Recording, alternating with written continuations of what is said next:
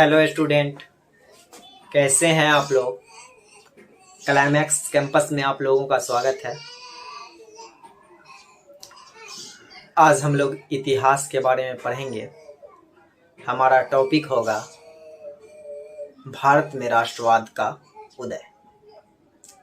तो सबसे पहले हम भारत में राष्ट्रवाद का उदय क्यों हुआ था, इसके बारे में चर्चा करेंगे। क्या कारण थे कि भारत में राष्ट्रवाद की भावना जागृत हुई थी, या भारत क्यों अपने आप को आज़ाद कराना चाहता था। तो इसके बारे में हम लोग आज पढ़ेंगे। चलिए शुरू करते हैं।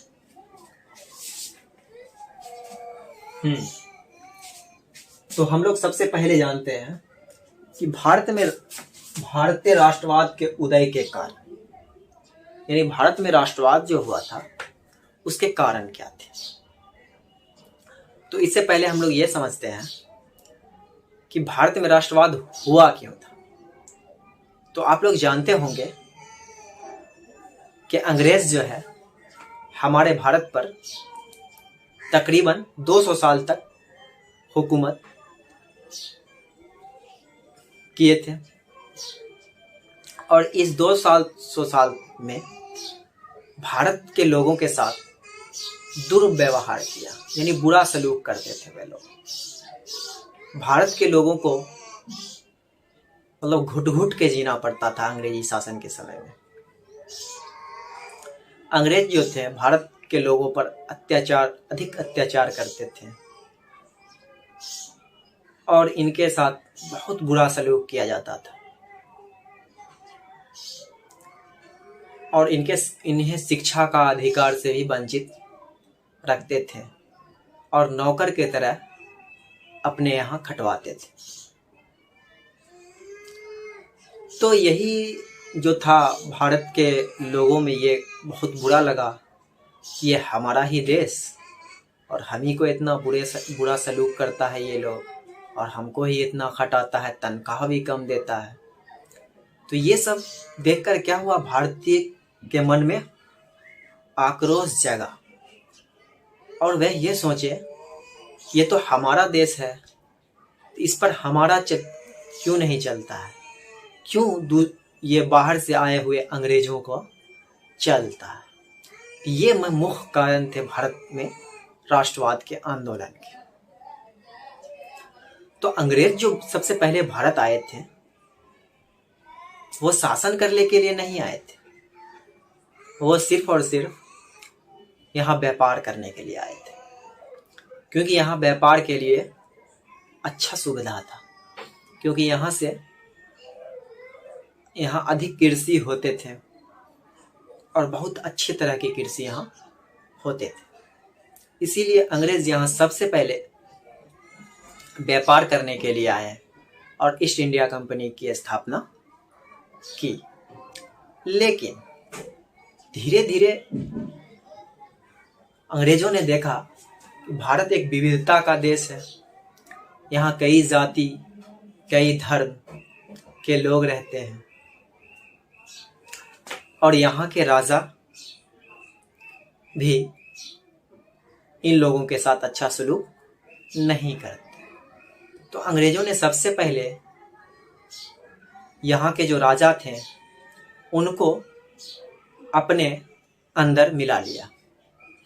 उसके बाद ये भारत पर शासन करना आरंभ कर दिए, यानी हमारे राजाओं को कमजोरियों को पकड़ा कि हमारे राजा में क्या बुराइयां हैं। ये सब पकड़ कर क्या हुआ, अंग्रेज शासन स्टार्ट किया।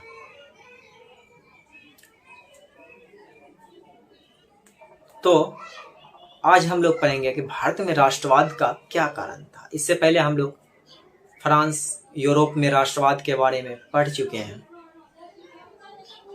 हिंद चीन में भी राष्ट्रवाद के बारे में पढ़े हैं। आज हम लोग भारत में राष्ट्रवाद के कारण और उसके बारे में पढ़ेंगे। चलिए शुरू करते हैं। तो आप देखिए, यहाँ कहता है कि भारतीय राष्ट्रवाद के उदय के क्या कारण थे। तो सबसे पहला कारण जो था वो था अंग्रेजी साम्राज्य के विरुद्ध असंतोष। यानी अगर अंग्रेजी शासन व्यवस्था से क्या हो गया था, यहाँ के लोग तंग आ गए थे। क्योंकि देखिए यहाँ अंग्रेजी साम्राज्य के विरुद्ध असंतोष भारत में राष्ट्रवाद का मुख्य कारण अंग्रेजी कानून व्यवस्था से है। यानी अंग्रेजों का कानून क्या था, बहुत ही बुरा कानून था भारतीयों के साथ, ठीक है, जिसमें भारतीयों के साथ बुरा बर्ताव करना, शिक्षा का अधिकार छीन लेना, अधिक कर यानी टैक्स वसूल करना और अधिक लगान वसूल करना,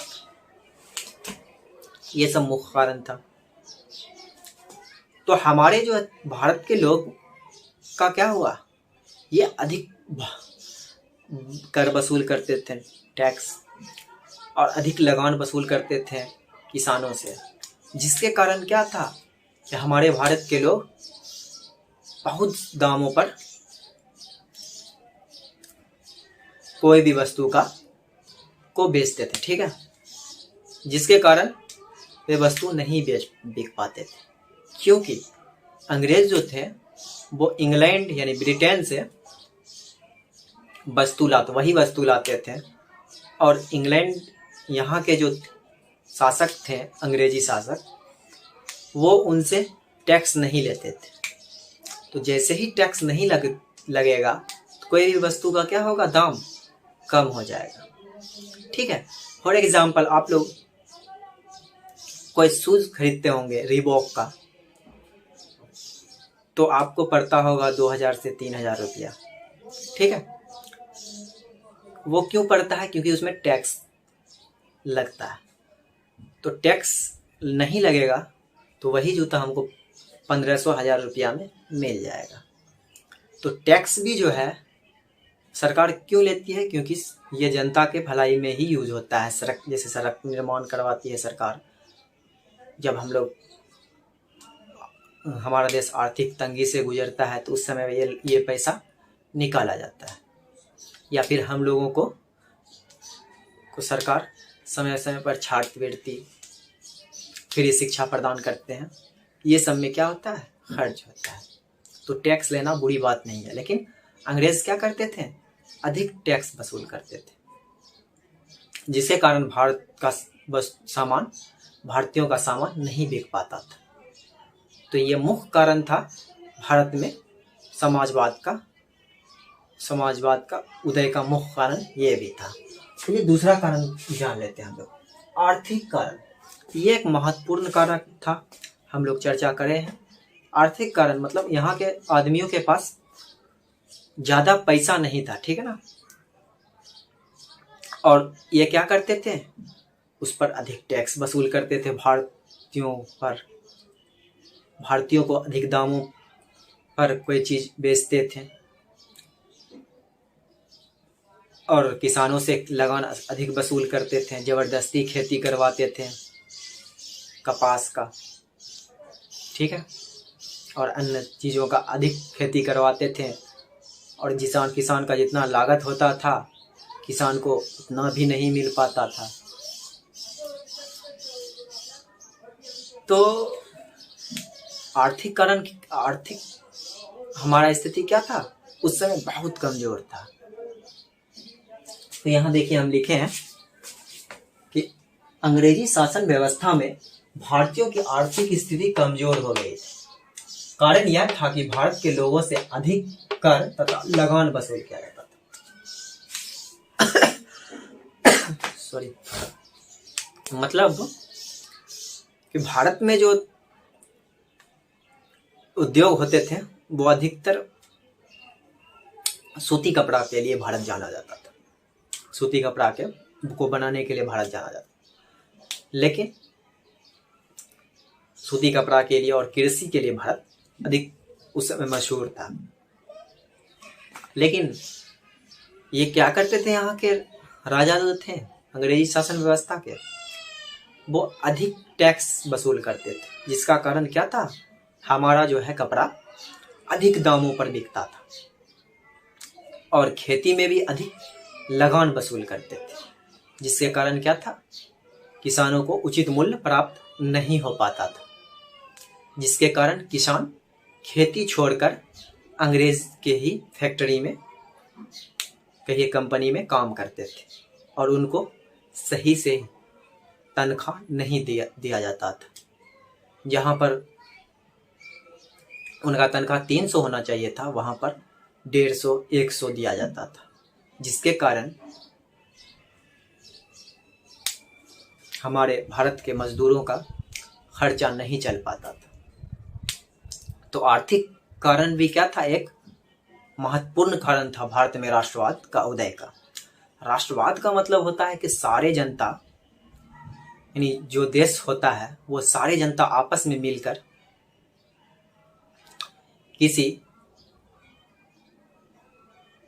शासन व्यवस्था के विरुद्ध आवाज उठाता है, उसी को राष्ट्रवाद कहते हैं। ठीक है।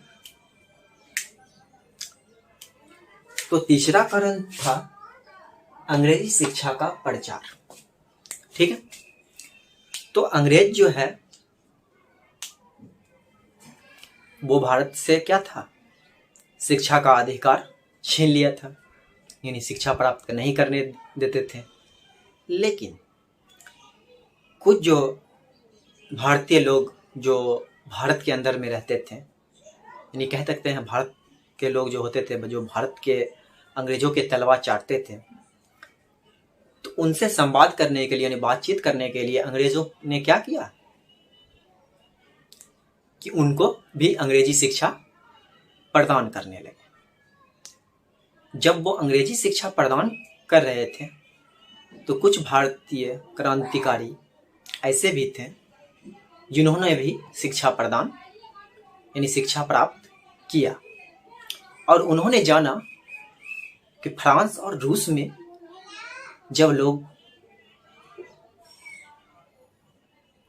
अपने सरकार के खिलाफ, यानी उन पर जुल्म होता था, तो अपने सरकार के खिलाफ आवाज उठाए, और कई क्रांतिकारी जैसे गैरिबाल्डी हो गए, आपका कार्ल मार्क्स हो गए, मेजनी हो गया, ये सब क्या था, वहां के नेतृत्व में वहां के राजा को झुकने पर क्या किया था, मजबूर कर दिया था। तो ये सब जब भारत पढ़ा तो देखा कि विदेशों में तो ऐसा हुआ कि अपने सरकार के विरुद्ध ये आवाज उठाएं और उन लोगों को आज़ादी भी मिली। तो ये लोग भी क्या किए, जनता को, यानी अंग्रेजी किताबों के माध्यम से समझाने लगे कि वहां ऐसा हुआ तो हम लोग भी ऐसा करके आज़ादी पा सकते हैं। ठीक है। तो अंग्रेजी शिक्षा का प्रचार ये भी महत्वपूर्ण भूमिका निभाया हम लोग को आज़ाद होने में। चौथा कारण था मध्यम वर्ग का उदय। जो अंग्रेजी शिक्षा प्राप्त किए थे तो क्या हुआ था, उसी में मध्यम वर्ग का उदय हुआ था जो अंग्रेजी शिक्षा प्राप्त कर लिए थे। तो वे लोग क्या किए, हम लोगों को, यानी भारतीय को समझाने लगे कि ये लोग हम पर इतना जुल्म करता है, सितम करता है, तो हम लोगों को इससे आज़ादी मिलनी चाहिए। तो कैसे मिलनी चाहिए, तो वो महापुरुष के कथाओं को समझाते थे, जैसे मेजनी के बारे में बताते थे, गैरिबाल्डी के बारे में बताते। ये सब फ्रांस, ये सब क्या थे, क्रांतिकारी थे जिन्होंने फ्रांस और रूस को इसी शासन व्यवस्था से आज़ाद कराया था। तो ये इससे क्या हुआ कि भारत के अंदर भी उत्साह बढ़ा कि हम लोग भी आज़ाद हो सकते हैं। ठीक है। तो पांचवा कारण था साहित्य एवं समाचार पत्रों का योगदान। तो उस समय के साहित्यकार थे जिन्होंने अपने किताबों के माध्यम से भी लोगों को समझाना शुरू किया और लोगों में यह आक्रोश जगाया कि हम लोग को आज़ादी कैसे मिलेगी, किस तरह मिलेगी। जैसे अल्ताफ हुसैन हाली थे उस समय में, हरिश्चंद्र थे, राजा हरिश्चंद्र ही नहीं, वो एक हरिश्चंद्र थे उस समय के, और बहुत सारे साहित्यकार थे जो भारत के लोगों को कहानी किताबों के माध्यम से समझाएं।